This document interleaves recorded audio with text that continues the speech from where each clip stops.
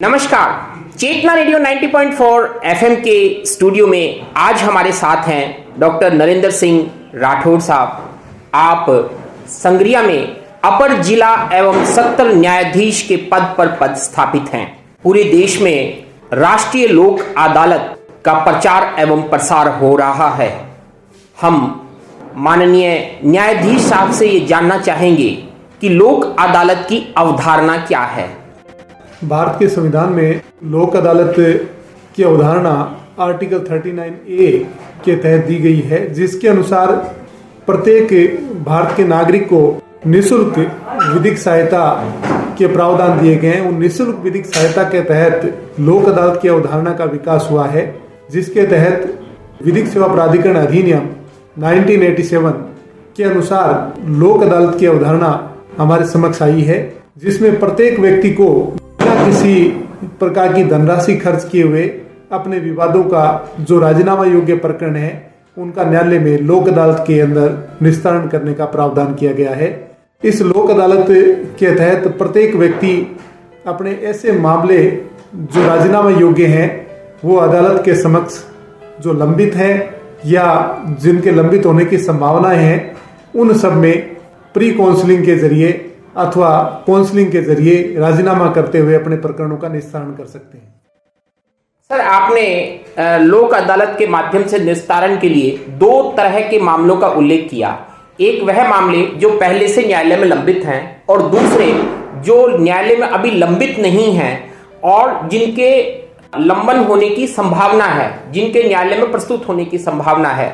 मैं सबसे पहले आपसे जानना चाहूंगा कि कोई पक्षकार यदि अपने न्यायालय में लंबित प्रकरण को लोक अदालत के माध्यम से निस्तारण करवाने का इच्छुक है तो उसे क्या करना चाहिए। जहां पर कोई भी पक्षकार है वो अपने मामले का अदालत के जरिए निस्तारण करवाना चाहता है, वह लोक अदालत के लिए अपना एक एप्लीकेशन दे सकता है कि मेरा मामला लोक अदालत में रखा जावे, जिसमें हम विपक्षी पक्षकार को नोटिस देकर उसे उस तारीख पर बुलाते हैं, दोनों पक्षों को बिठाकर प्री काउंसलिंग करवाते हैं, आपस में वार्ता करवाते हैं और वार्ता के तहत उस प्रकरण का राजीनामे से सहमति से लिखित करते हुए निस्तारण कर देते हैं। श्रोताओं के लिए मैं पुनः इस बात को और अधिक स्पष्ट कर दूं, माननीय न्यायाधीश महोदय ने जो हमें प्रकाश डाला है उसके अनुसार आपके प्रार्थना पत्र पर यदि कोई पक्षकार अपने मामले का निस्तारण लोक अदालत के माध्यम से करवाना चाहता है तो विपक्षी पक्षकार के साथ बैठकर न्यायालय काउंसलिंग करता है और उस काउंसलिंग के माध्यम से एक समझाइश होती है और जिसमें यह प्रयास होता है कि आपका मामला अंतोगत्वा जो आपका विवाद है वह समाप्त हो जाए। हाँ, इसका मुख्य ऑब्जेक्ट यही है कि जहां पर दोनों पक्ष स्वयं भी न्यायालय के समक्ष हाजिर आ सकते हैं और अपना पक्ष लोक अदालत में रखने के लिए अपना मामला जो प्रकरण न्यायालय में लंबित है उसके लिए निवेदन कर सकते हैं कि आज हमारा प्रकरण न्यायालय में लंबित चल रहा है, उसका लोक अदालत की भावना से निस्तारण किया जावे। तो न्यायालय दोनों पक्षों की आपसी समझाइश करवाते हुए दोनों की सहमति से प्रकरण का निस्तारण कर देता है और इसका मुख्य फायदा ये होता है कि अगर न्यायालय में किसी प्रकार की कोई फीस भी अदा की गई है वो फीस उनको शुल्क वापस लौटा दिया जाता है।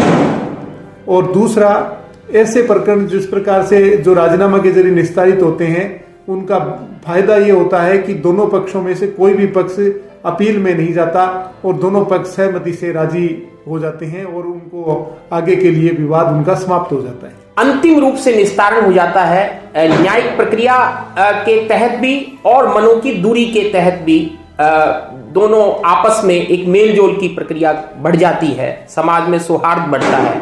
सर, जो मामले न्यायालय में अभी तक नहीं आए हैं और किन्हीं पक्षकारों के मध्य संभावित हैं और वह चाहते हैं कि वह अंतिम न्याय की दृष्टि से न्यायालय का सहारा न लें, क्योंकि यह भी कहा जाता है कि न्यायालय हर व्यक्ति की अंतिम आस है और वह व्यक्ति यह चाहता है कि मुझे न्यायिक प्रक्रिया में उलझे बिना मेरा लोक अदालत के माध्यम से समाधान हो जाए, तो उसे क्या प्रक्रिया अपनानी चाहिए।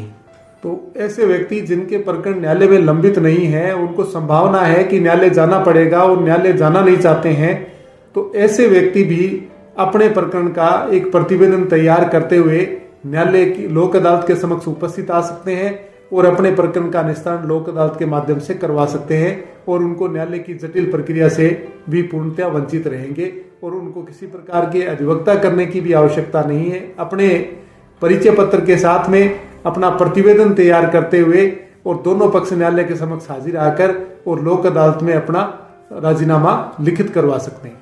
सर, ये लोक अदालत कब कब आयोजित की जाती है और कब कब कोई पक्षकार इसके लिए अपना आवेदन कर सकता है?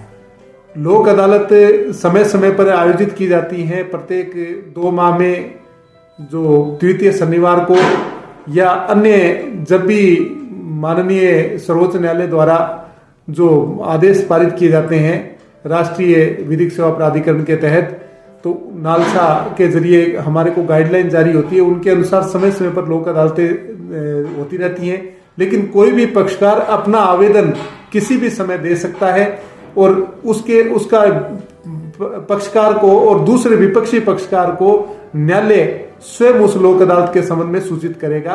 तो ऐसा आवेदन कोई भी पक्षकार जरिए डाक के माध्यम से या अन्य प्रकार से न्यायालय के समक्ष भिजवा सकता है और न्यायालय के समक्ष जब ऐसा आवेदन प्राप्त होता है तो उसे लोक अदालत जो भी आगे आयोजित होने वाली है उसके संबंध में उस पक्षकार को और विपक्षी पक्षकार को सूचित करके बुलाया जाएगा। सर, आपने अपर जिला एवं सत्र न्यायाधीश संग्रिया के पदीय हैसियत से चेतना रेडियो के श्रोताओं के लिए महत्वपूर्ण जानकारी साझा की।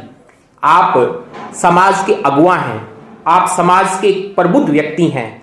आप लोक अदालत और हमारे समाज में सौहार्द बना रहे, इसके लिए चेतना रेडियो के श्रोताओं के माध्यम से क्या संदेश देना चाहेंगे? मैं यही संदेश देना चाहूंगा कि लोक अदालत जो आयोजित होती है 2 पक्षकारों के मध्य, पड़ोसियों के मध्य, भाइयों भाइयों के मध्य, परिवार के सदस्यों, कुटुंब के सदस्यों के मध्य सामान्य सी बात है। आपसी संपत्ति संबंधी या अन्य अधिकारों को लेकर विवाद होते रहते हैं। ऐसे विवादों का निस्तारण यदि राजीनामा के जरिए लोक अदालत के माध्यम से करवाया जाता है तो इसका एक महत्वपूर्ण फायदा होता है। समाज में मुकदमेबाजी खत्म होती है और इस छोटी छोटे मुकदमेबाजियों का अंत है कई बार गंभीर आपराधिक घटनाओं से हो जाता है। दोनों पक्षकारों के मध्य रंजिश समाप्त हो जाती है। अगर रंजिश रहती है तो उससे गंभीर अपराध होने की संभावना रहती है। छोटी छोटी रंजिश बढ़ते हुए गंभीर रंजिश हो जाती है। मेरा सभी से यही है कि लोक अदालत के माध्यम से अपने कोई भी पारिवारिक अधिकार संबंधी या प्रॉपर्टी संबंधी किसी प्रकार के विवाद हैं जो राजीनामा योग्य, निस्तारण योग्य हैं, उनका निस्तारण लोक अदालत के माध्यम से करवाना चाहिए।